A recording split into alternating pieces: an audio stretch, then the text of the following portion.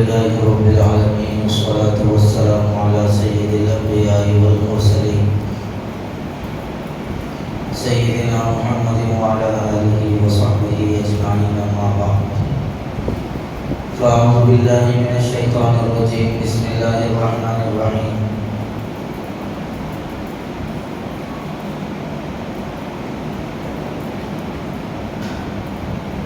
لن ينال الله لحومها ولا دماؤها ولكن يناله التقوى منكم صدق الله العظيم. قابل قدر معزز بزرگوں، جوان بھائیوں، یہ دن بڑے مبارک دن ہیں. حاجی لوگ حج سے فارغ ہو رہے ہیں، مینا کی وادیوں میں اللہ کی بڑائی اور اس کی کبریائی بیان کرنے میں مصروف ہیں. یہ ایام قربانی کے بھی ہیں. قربانی کے دنوں میں اللہ تعالیٰ کو جانور کا خون بہانے سے زیادہ کوئی عمل پسند نہیں ہے. مسلمان قربانی کا سلسلہ جاری رکھے ہوئے ہیں. اسی طریقے سے یہ دن تکبیر تشریق کے بھی ہیں. ایام تشریق چل رہے ہیں. اللہ تبارک و تعالیٰ کو ان دنوں کے اندر بندوں کے اعمال بڑے پسند آتے ہیں اور اللہ تبارک و تعالیٰ کے لیے ان دنوں میں بڑائی اور کبریائی خوب بیان کرنا چاہیے. ہر فرض نماز کے بعد تکبیر تشریق پڑھنا واجب ہے، لیکن اپنے طور پہ تکبیر تشریق پڑھتے رہنا، اللہ اکبر لا الہ الا اللہ اللہ اکبر وللہ الحمد، اس کا کثرت سے ورد رکھنا چاہیے. ان دنوں کے اندر اللہ کی جتنی بڑائی بیان کی جائے بندے کا اتنا زیادہ فائدہ ہے. قربانی کا مقصد اللہ تبارک و تعالیٰ کو راضی کرنا اور اللہ کے رضا کے لیے اپنی خواہشات کو قربان کر دینا. بلکہ قربانی کا اصل مقصد یہ ہے بندہ مرضیات الہی کے آگے اپنے آپ کو قربان کر دے، اپنی خواہشات کو قربان کر دے. اللہ تبارک و تعالیٰ کی مرضی کے آگے اپنی مرضی کو فنا کر دے. یہ قربانی کا بنیادی مقصد ہے. اور جس کی مرضی اللہ کی مرضی کے آگے قربان نہ ہوئی، حقیقت میں اس کی قربانی بھی نہیں ہوئی. حضرت سیدنا ابراہیم علیہ السلام کی ایک یادگار ہے. حضور اکرم صلی اللہ علیہ وسلم سے پوچھا گیا ما هذه الاضاحی یا رسول اللہ، تو حضور اکرم صلی اللہ علیہ وسلم نے فرمایا یہ سنت ابیکم ابراہیم، یہ قربانیاں کیا ہیں اے اللہ کے رسول؟ فرمایا یہ تمہارے والد حضرت ابراہیم علیہ السلام کی یادگار ہے. یادگار اللہ نے ایسے ہی نہیں بنایا، اس کے پیچھے قربانیوں کا ایک سلسلہ. قال یا بنی انی ارى فی المنام انی اذبحک فانظر ماذا ترى قال یا ابت افعل ما تؤمر ستجدنی ان شاء اللہ من الصابرین.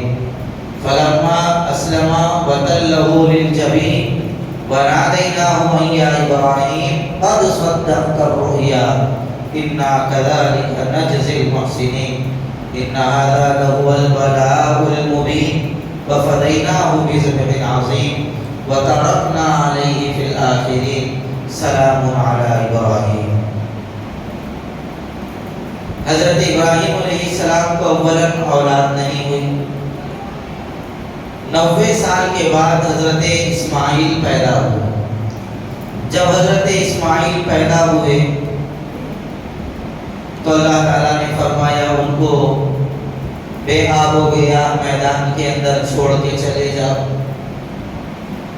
پھر جب حضرت اسماعیل علیہ السلام اور ذرے بڑے ہوئے، اللہ تعالیٰ نے خواب دکھلایا حضرت ابراہیم علیہ السلام کو کہ وہ اپنے بیٹے کو ذبح کر رہے ہیں، یعنی حکم تھا کہ تم لے جا کے اپنے بیٹے کو ذبح کرو.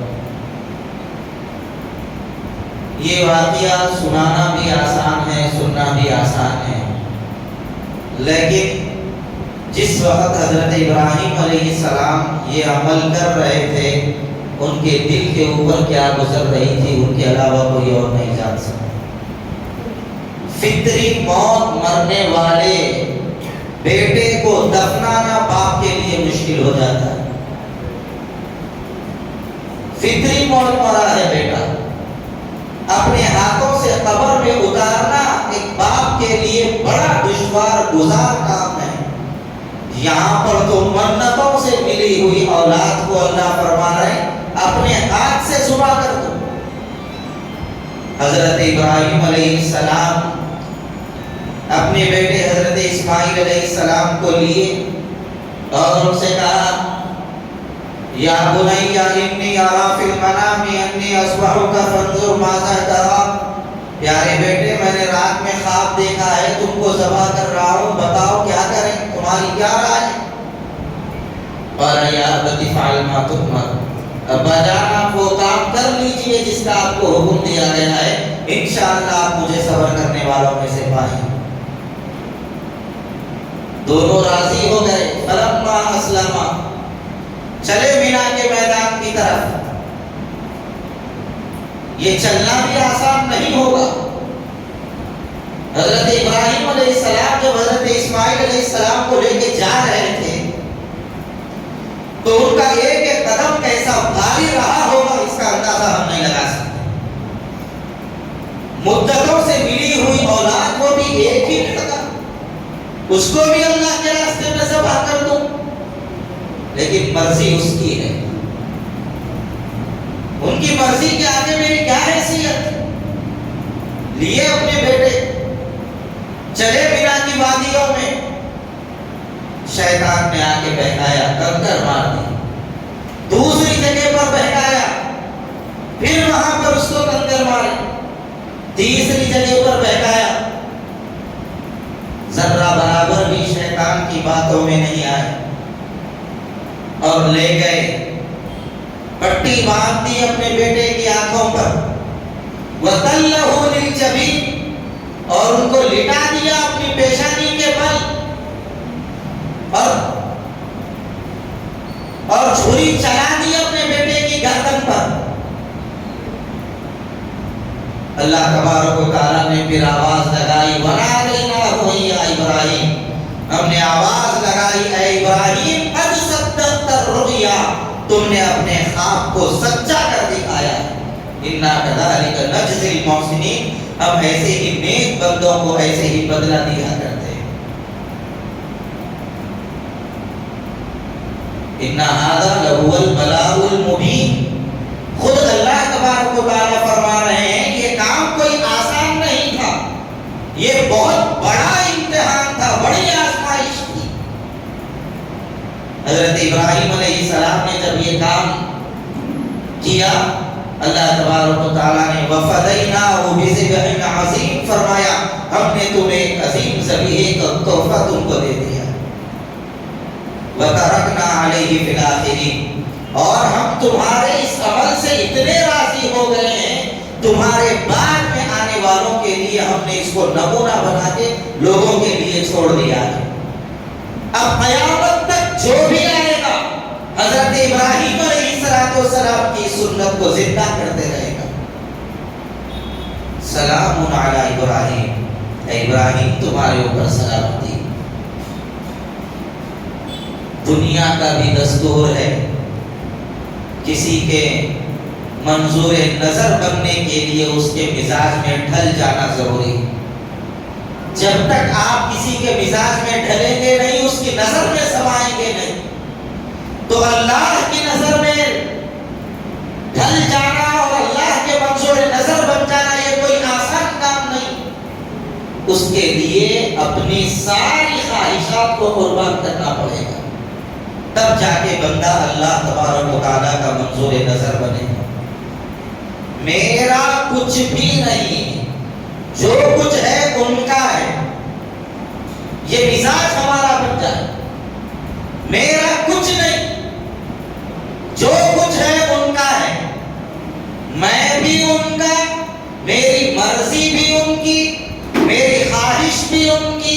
جو کچھ ہے میں ان کا، وہ جیسا بولیں گے میں ویسا کروں گا۔ جو بھی کچھ ہے وہ تمہارا ہے، ہمارا کیا ہے؟ کب کہا ہم نے کہ ہمارا ہے؟ ہمارا کیا ہے؟ ہر شے پہ تمہارا ہی اجارہ ہے، ہمارا کیا ہے؟ چند سانسوں پہ گزارا ہے، ہمارا کیا ہے؟ اور حقیقت یہ ہے یہ چند سانسیں بھی انہی کی عطا کی ہوئی ہیں، اس پہ بھی ہمارا کوئی اختیار نہیں۔ تو اس لیے اللہ کی مرضی کے آگے اپنے آپ کو ڈال دینا اور اللہ کی مرضی کے آگے اپنے آپ کو قربان کر دینا، اپنے مال کو، اپنی خواہشات کو، اپنی رغبتوں کو۔ اسی لیے اللہ تبارک و تعالیٰ نے جانوروں کی قربانی کے ذریعے یہ پیغام دیا کہ مال تمہیں محبوب ہے، لہذا جانور خریدنے کے پیچھے اپنا مال لگا۔ جان تمہیں عزیز ہے، اللہ کے ناموں پہ جانوروں کو قربان کرو تاکہ تمہیں پتہ چلے کہ جو اللہ کے نام پہ قربان ہو جاتا ہے وہ بھی معزز ہو جاتا ہے۔ اس لیے قربانی کے مقصد کو سمجھنے کی ضرورت ہے۔ قربانی کا مقصد خواہشات نفسانی سے انسان بچ جائے، دل کے جذبات اور احساسات کو اللہ کی مرضیات کے حوالے کر دے۔ ہر انسان کے پیچھے شیطان، وہ اس کو بہکاتا رہتا ہے۔ ایسے موقع پر شیطان کے بہکاوے میں آنے کے بجائے اللہ کی مرضی کے اپنے آپ کو جو تابع کر دیتا ہے وہ کامیاب ہو جاتا ہے۔ حضور اکرم صلی اللہ علیہ وسلم نے ایک موقع پر صحابہ سے خطاب فرمایا اور فرمایا ہر انسان کا ایک شیطان ہوتا ہے۔ تو صحابہ بڑے پیارے اور بھولے تھے، سرکار کی تربیت میں رہے ہوئے تھے۔ فوراً بیٹھا کے انہوں نے حضور سے ہی سوال کر دیا، یا رسول اللہ کیا آپ کا بھی شیطان ہے؟ سرکار ناراض نہیں ہوئے، غصہ نہیں آیا سرکار۔ حضور علیہ السلام نے فرمایا ہاں میرا بھی ایک شیطان، لیکن وہ مسلمان بن چکا ہے۔ کیا مطلب اس کا؟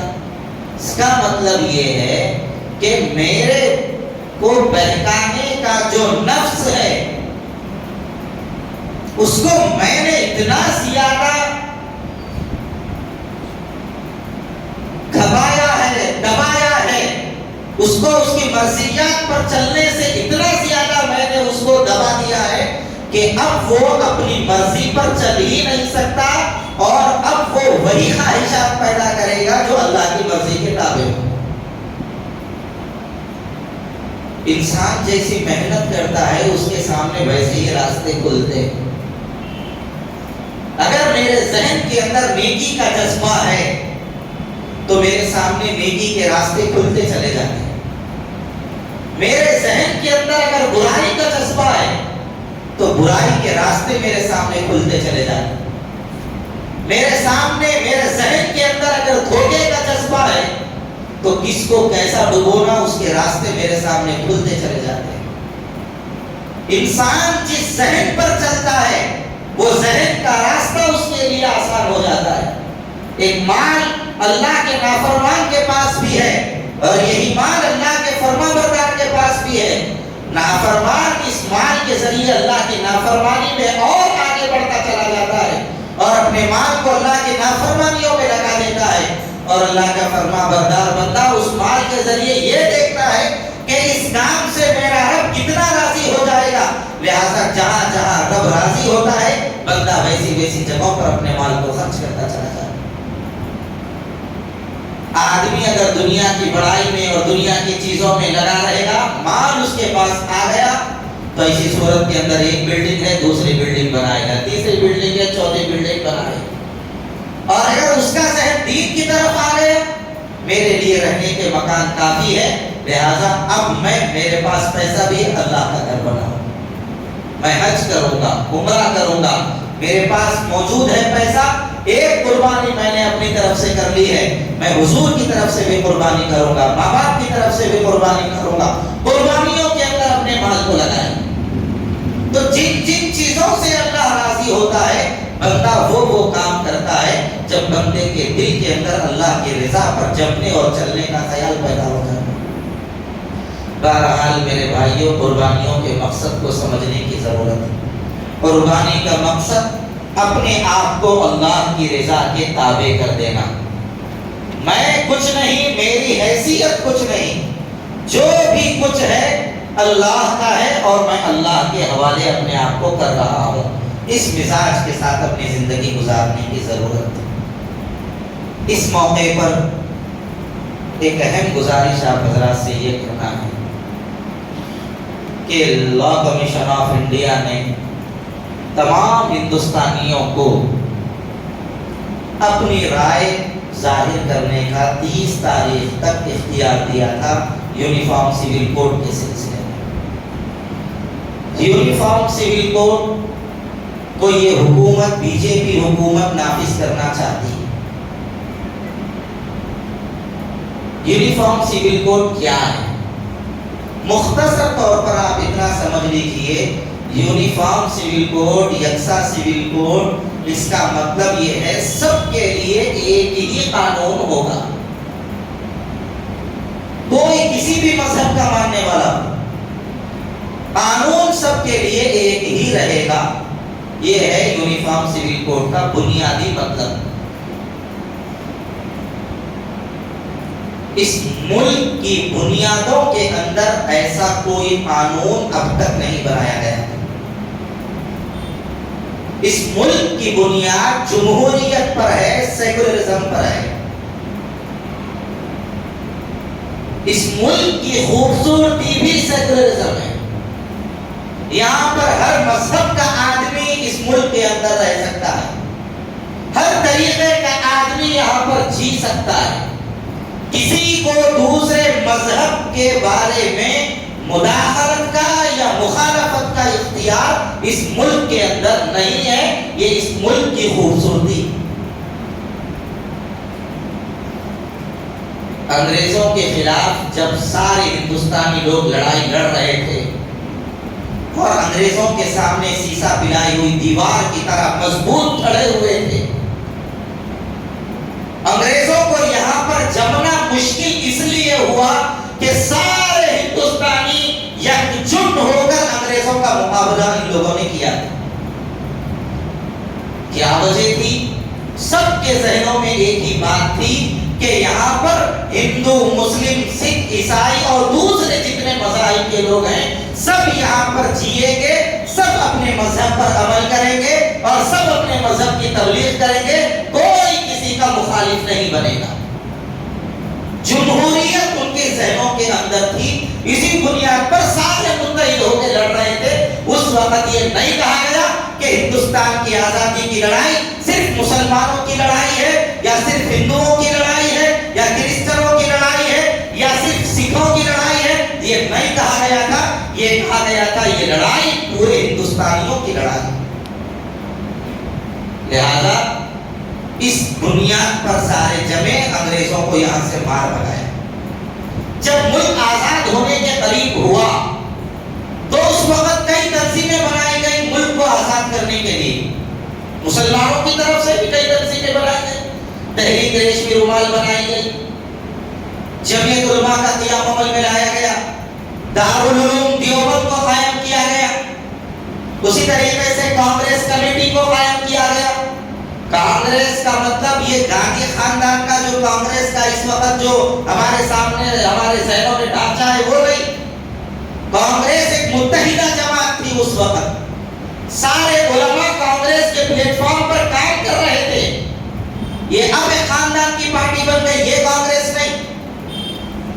ملک کی آزادی میں بنیادی کردار ادا کیا تھا کانگریس نے اس وقت۔ 1931 کے اندر 1931 کے اندر لندن میں ایک گولمیز کانفرنس ہوئی تھی۔ اس کانفرنس کے اندر گاندھی جی نے شرکت کی تھی ہندوستان سے اور کئی اور لوگوں نے شرکت کی۔ اس وقت صراحت کے ساتھ یہ بات بتائی گئی تھی جب ملک آزاد ہوگا مسلمانوں کے قانون اور مسلمانوں کے ذاتی معاملات میں مداخلت نہیں کی جائے گی۔ مسلم پرسنل لا کے اندر کوئی مداخلت کسی قسم کی چھیڑ چھاڑ نہیں کی جائے گی۔ گاندھی جی نے اسی وقت یہ وعدہ کر لیا تھا۔ مسلم پرسنل لا کا مطلب مسلمانوں کے آئینی قوانین، ان کے ذاتی قانون. یہ مسلم پرسنل لا بورڈ جو یہ کمیٹی ہے وہ مطلب نہیں. مسلم پرسنل لا یعنی مسلمانوں کے قانون. طلاق ہے، نکاح ہے، خلا ہے، ہبہ ہے، وراثت ہے، بچوں کو گود لینے کا مسئلہ ہے، اس قسم کے مسلمانوں کے جو ذاتی معاملات ہیں جن کا تعلق شریعت مصطفیٰ سے بالراست ہے، آئینی قوانین، اس کے اندر کوئی بھی حکومت مداخلت نہیں کرے گی. اس کے بعد 1937 کے اندر شریعت اپلیکیشن ایکٹ کو لایا گیا. اس کے اندر بھی یہی بات بتائی گئی تھی اور یہ عہد لیا گیا تھا مسلمانوں کی شریعت کے اندر کوئی مداخلت نہیں کرے. پھر 1938 کے اندر ہری پور میں کانگریس نے سب کے سامنے یہ اعلان کیا تھا کہ ملک آزاد ہوگا، اس کا قانون بنایا جائے گا، تو مسلمانوں کے پرسنل لا کے اندر کوئی مداخلت ہم نہیں کریں گے. مسلمانوں کے پرسنل لا سے اور ان کے قانون شریعت سے کوئی چھیڑ چھاڑ ہم نہیں کریں گے. اس کے بعد ملک آزاد ہوا. ملک آزاد ہونے کے بعد ملک کا ایک دستور اور ایک قانون اور ایک آئین بنانے کی ضرورت پڑی. تو ملک کا دستور بنایا جانے لگا. یہ 26 جنوری جو ہم مناتے ہیں یوم جمہوریہ، ملک کے قانون بننے کی خوشی میں ہم مناتے ہیں. ملک کا قانون نافذ العمل ٹھہرایا گیا تھا، اس کی خوشی میں 26 جنوری مناتے ہیں. 15 اگست ملک آزاد ہونے کی خوشی میں منایا جاتا ہے. اس کے بعد جب یہ کمیٹی بنائی گئی قانون بنانے کی، اکثر بچوں کے ذہنوں میں جو اسکول جاتے ہیں یہی غلط فہمی ہے ملک کا قانون ڈاکٹر بھیم راؤ امبیڈکر نے بنایا ہے. یہ بہت بڑی غلط فہمی ہے. ڈاکٹر بھیم راؤ امبیڈکر نے قانون نہیں بنایا، یہ کمیٹی تھی 5 سے 6 لوگوں کی. ڈاکٹر امبیڈکر کو اس کمیٹی کا کنوینر بنایا گیا تھا. اس کمیٹی کے اندر مولانا آزاد بھی تھے، ان کے نام کو چھپا دیا گیا. اس وقت جب یہ قانون بن رہا تھا تو اسی وقت سے ایسے کچھ پاگل دماغ لوگ پیدا ہو گئے تھے جنہوں نے یہ کہنا شروع کر دیا تھا اب ملک تو آزاد ہو گیا، اس کو ہندوستان کہا جا رہا ہے، لہٰذا اس ملک کے اندر ہندوازم کو نافذ کر دیا جائے، ہندو راشٹر بنا دیا جائے. یہ اسی وقت سے کہہ رہے ہیں یہ لوگ. اس وقت مولانا آزاد سے زیادہ ڈاکٹر امبیڈکر نے یہ بات کہی تھی کہ ہندوستان کے دفعہ نمبر، ہندوستان کے آئین اور دستور کے دفعہ نمبر 25 کے اندر یہ بات لکھی ہوئی ہے کہ یہاں پر ہر مذہب کے آدمی کو جینے کا حق حاصل ہے. کوئی کسی کے اوپر دوسرے کی مذہب کی چیز کو نافذ اور لاگو بھی نہیں کر سکتا اور کوئی دوسرے کے مذہب کے اندر مداخلت بھی نہیں کر سکتا. میں ایک بہت آگے کی بات آپ کو سمجھانا چاہ رہا ہوں. آپ لوگ سمجھ رہے ہو کہ نہیں، میں سیاسی بات نہیں کر رہا. بے وقوفی ہے اگر کوئی باتوں کو سیاسی بات کہتا ہے. تو اس کے بعد جب ملک کا قانون بنا اور قانون کے اندر دفعہ نمبر 25 کے اندر یہ بات لکھی گئی کہ یہ مسلمانوں ملک کا بنیادی حق ہے، مسلمانوں کا بنیادی حق ہے کہ وہ لوگ اپنے مذہب کے مطابق عمل کریں گے. قانون جب بھی لکھا گیا تو 2 طرح کی باتیں لکھی جاتی تھیں اس کے اندر. ایک ہے رہنما اصول اور ایک تھے بنیادی اصول. بنیادی اصول کے اندر کوئی سمجھوتا کوئی بھی نہیں کر سکتا تھا. مسلم پرسنل لا کا معاملہ بنیادی اصولوں میں سے ہے. اور ایک ہے رہنما اصول، اگر اس کی مخالفت کی جائے تو کوئی فرق نہیں پڑتا. جیسے نکاح سے پہلے ہمارے پاس جو رسومات ہوتے ہیں یہ رسومات رہنما اصول کے اندر آتے ہیں جن کا تعلق اخلاقیات سے ہے. اس لیے جب ملک کی بنیاد بنی پڑی اسی وقت سے یہ بات طے کر دی گئی کہ یہاں پر ہر شہری کو اس کے مذہب کی آزادی کا حق حاصل ہوگا. صرف جب پرسنل لا کی بات آئی مسلمانوں کے تو علماء نے یہ بات کہی تھی کہ صرف مسلم پرسنل لا کی بات نہیں، کرسچن پرسنل لا کے بارے میں بھی یہی بات ہونی چاہیے، ہندو پرسنل لا کے بارے میں بھی یہی بات ہونی چاہیے. یہ ہمارے علماء کا ضرب تھا. تم نے اپنی تائید نہیں کی تھی، تمہاری تائید ہمارے علماء نے کی تھی. جب ملک آزاد ہوا، عہدوں کی بات آئی، تو اختیار تھا اس وقت شیخ الہند مولانا محمود حسن رحمت اللہ علیہ کو، مولانا حسین احمد مدنی رحمت اللہ علیہ کو، مفتی کفایت اللہ صاحب کو، مولانا آزاد کو. وہ چاہتے تو ملک کے پہلے وزیر اعظم بن سکتے تھے.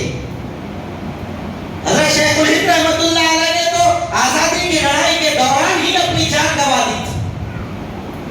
مولانا حسین احمد مدنی کو مکمل اختیار تھا، لیکن اس کے باوجود یہ علماء نے یہ کہا ہم نے آزادی کی لڑائی دو وجہ سے لڑی ہے. پہلی وجہ یہ ہے کہ اللہ کا ایک بندہ دوسرے بندے کا غلام نہ رہے، اللہ کے ہر بندے کو آزادی کے ساتھ جینے کا حق حاصل رہے.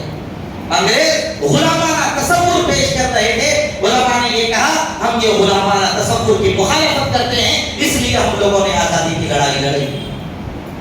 دوسری وجہ یہ ہے عہدے سارے عہدے تم اپنے پاس رکھو، ہمیں تمہارے عہدوں کی ضرورت نہیں ہے. لو سارے تخت و تاج رکھو اپنے پاس تم، ہم کو عزیز آج بھی ٹوٹی چٹائی ہے، ہم تو چٹائی پر بیٹھنے والے لوگ ہیں، ہمیں عہدہ نہیں چاہیے. بس ایک چیز کی ضمانت دے دو، تم ہماری شریعت کے اندر مداخلت نہیں کرو گے، بس اتنی ضمانت دے دو، ہمیں تمہارے عہدوں کی ضرورت نہیں. اس وقت تو ہم نے ہاں ملا کیے تھے، کام چل گیا، علماء نے عہدوں کو لات مار دی. اس کے بعد علماء نے یہ کہا ہم تمہاری طرح میدان سیاست میں الیکشن نہیں لڑیں گے، کبھی تمہاری طرح دارالعلوم دیوبند کبھی اپنا کوئی سیاسی پلیٹ فارم اب نہیں بنائے گا. انگریز بھاگ گیا ہے، ملک آزاد ہو گیا ہے، اب ہم اپنی دینی تعلیم و تربیت کے اندر لگ جائیں گے. اس وقت سے جمعیت علماء اور دارالعلوم دیوبند نے یہ نظام بنا لیا، اب ہم کوئی سیاسی جماعت نہیں ہے، ہم خالصتاً مذہبی جماعت بن کے کام کریں گے.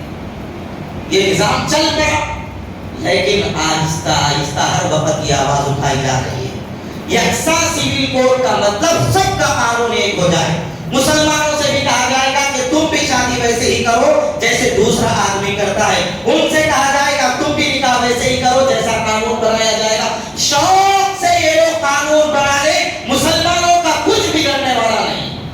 طے ہے یہ بات. ایک سول کوڈ، یکساں سول کوڈ اگر یہ نافذ بھی کر بھی دیں گے تو بھی مسلمانوں کا کوئی ذرہ برابر بھی نقصان ہونے والا نہیں ہے، مسلمانوں پہ فرق پڑنے والا نہیں. یاد رکھیے یہ بات. پھر مخالفت کیوں کر رہے ہیں؟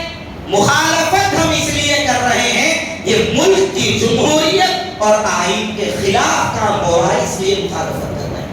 ہمارا کیا ہے صاحب، آپ کورٹ میں آ کے شادی کر لیتے، ہمارے پاس کوئی مسئلہ نہیں. بچی بولی میں تمہارے سے نکاح کر رہی ہوں، بچہ بولا میں کر لیا، دو گواہ موجود، قصہ ختم. ہمارے پاس نکاح ہونے کے لیے وضو بھی ضروری نہیں ہے، بغیر وضو ہے تو بھی نکاح ہو جاتا. خطبہ نکاح کی سنت ہے ہمارے پاس. دو گواہ ہے، دونوں بولے میں کر رہی ہوں، انہیں بولا میں کر لے رہا ہوں، قصہ ختم، کوئی مسئلہ نہیں ہے. تو اس لیے مسلمانوں پہ کوئی فرق نہیں پڑے گا. اگر آپ یہ سوچ رہے ہیں کہ مسلمانوں کو اس کے ذریعے ہم کمزور کر دیں گے، غلط فہمی. ایسے ایسے ممالک ہیں جہاں پر مسلمانوں کا نام لینا بھی ایک بڑا جرم سمجھا جاتا تھا، عبادت کرنا دشوار تھا. چند سال پہلے امریکہ کی بھی یہی حالت تھی، وہاں پر اسلام کو ایک دشمن کی نظر سے دیکھا جاتا تھا. مسجدیں اور مدرسے کھلے طور پہ مسلمان نہیں کھول سکتے تھے، لیکن زیادہ عرصہ نہیں گزرا، اب کیا ہوا؟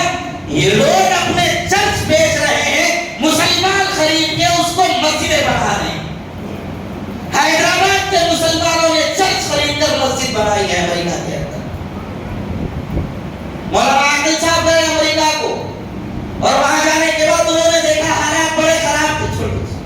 تو اس کے بعد مولانا نے وہاں پر اپنے مدرسے کے کئی علماء کو امریکہ بھیجا. شروع میں انہوں نے خاموش کام کیا، اس کے بعد اب وہ کھل کے کام کر رہے ہیں، اور حکومت کو بھی اگر کوئی مسلمانوں کے مسائل میں کوئی ضرورت پڑ رہی مسئلہ معلوم کرنے کی، اب ان سے رابطہ کر رہی ہے. تو مسلمانوں کا کچھ نہیں بگڑا ہے، نہ قیامت کی صبح تک بگڑنے والا ہے. یاد رکھیے اسلام کا محافظ اللہ ہے، وہ خود اس کی حفاظت کرے گا، ہمارا کچھ نہیں بگڑے گا. خرابہ انہی لوگوں کا ہوگا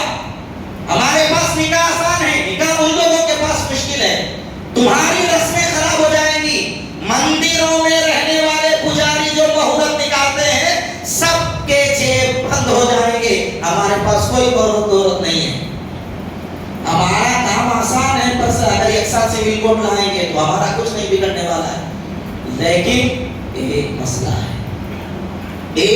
ہے جس کی وجہ سے اتنی تگ و دو ہم لوگوں کو کرنا پڑ رہا ہے.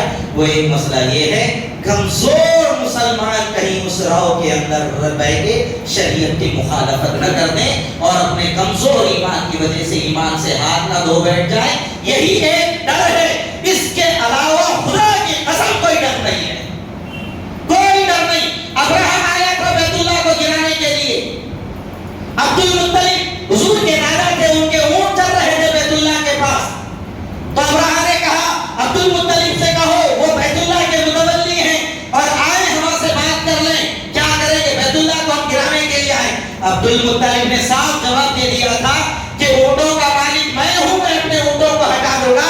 بیت اللہ کا مالک اللہ ہے, مجھے تیرے کو دیکھ لینا, ہمارا کوئی ضرورت نہیں ہے. اسلام کا محافظ اب بھی اللہ ہے, اللہ ہی ان لوگوں کے لیے کافی ہے.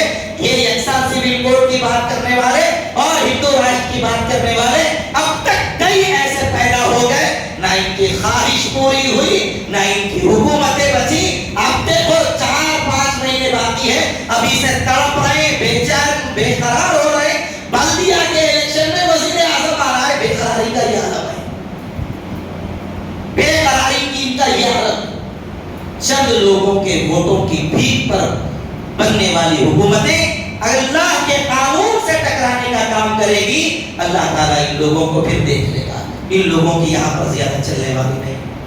بہرحال میرے بھائیوں, اس وقت ایک کام ہم لوگوں کو یہ کرنا ہے کہ لا کمیشن آف انڈیا نے سارے بھارت واسیوں سے یہ کہا کہ تم ایک کام یہ کرو کہ اپنی اپنی رائے ظاہر کر دو. بعض لوگوں نے اپنے غیر مسلموں سے یہ کہا کہ مسلمانوں کو کمزور کرنے کا اچھا موقع ہے, یکساں سول کوڈ ہونا چاہیے, بول کے رائے پیش کر دو. عقل مند لوگ ان کے ابھی بھی بچے ہوئے ہیں. اگر آپ بھی عقل مند ہیں تو یہ پرچہ ہم نے مسجد کے پاس بھی لگا دیا ہے, فونوں کے اوپر بھی یہ پرچہ آ گیا ہے, تو آپ اس کو اسکین کیجئے. اسکین کرنے کے بعد آپ کو ایک میٹر آئے گا, آپ صرف اس کے اندر اپنا نام لکھیے. نام لکھنے کے بعد جی میل اوپن کا جہاں پر آپشن ہوگا وہاں پر کلک کیجئے. آپ کی رائے خود بخود وہاں تک پہنچ جائے گی. یہ کام کسی سیاستدان نے نہیں کیا, علماء نے کیا ہے. یہ کام بھی علماء نے کیا ہے. علماء کو سیاست میں معلوم بولتے نا, بعض لوگ کیسا کام علماء کرتے اندازہ لگا لو. اس لیے آپ سے ہماری خواہش یہ ہے کہ آپ اس قانون کی اسٹینڈ کیجئے اور اپنی رائے ضرور درج کیجئے. لہذا اپنی طرف سے بھی کیجئے, اپنے خواتین کی طرف سے بھی کیجئے. بلکہ میں نوجوان بھائیوں سے کہنا چاہتا ہوں, گھر گھر گھوم کے آج ایک دن ہمارے پاس اچھا موقع ہے, کر لیں ہم یہ کام. غیر ضروری تاخیر بالکل اس کے اندر نہ کریں. جہاں تک ممکن ہو سکے 30 تاریخ تک اس کا وقت تھا, لہذا جتنا جلدی ہو سکے اس کام کو ہم کر لیں. جس کا بھی فون لاؤ, آپ فون کے اندر لنک کو وہ کیجئے, بار کوڈ کو فوری اسکین کیجئے. اسکین کر کے فوری ان کا نام لکھیے, سبمٹ کر دیجئے. دیکھیے کوئی کچھ نہیں کر سکتا مسلمانوں کا. میرا چمڑا بہت مضبوط ہے, آج آپ ہو جاتے کاٹے تو بھی میرا چمڑا نہیں کٹتا, وہ تمہاری بہادری اپنی جگہ ہے. لیکن حکم یہ دیا گیا ہے چمڑا کوئی کاٹنے آ رہا ہے پہلے اس کو بچاؤ, اور اگر کوئی کاٹنے آ رہا ہے اور دے دیا ہاتھ نہیں کٹتا کاٹ لو, یہ بھی خودکشی کے برابر ہے. اس لیے اب تک ہمارے پاس وقت ہے, جب تک قانون کے دائرے میں رہ کے اپنی حفاظت کا کام خود کر لینا چاہیے. اگر ہم کام نہیں کرتے بعد میں روتے بیٹھنے سے کچھ بھی نہیں ہوتا. اس لیے عقل مندی کا مظاہرہ کیجیے, یہ کام آج کرنے کا ہے کر لیجیے. اللہ تعالیٰ آپ کی قربانیوں کو قبول فرمائے اور ہم لوگوں کے اللہ تعالیٰ سیاسی شعور کو بیدار فرمائے. وآخر دعوانا الحمدللہ رب العالمین.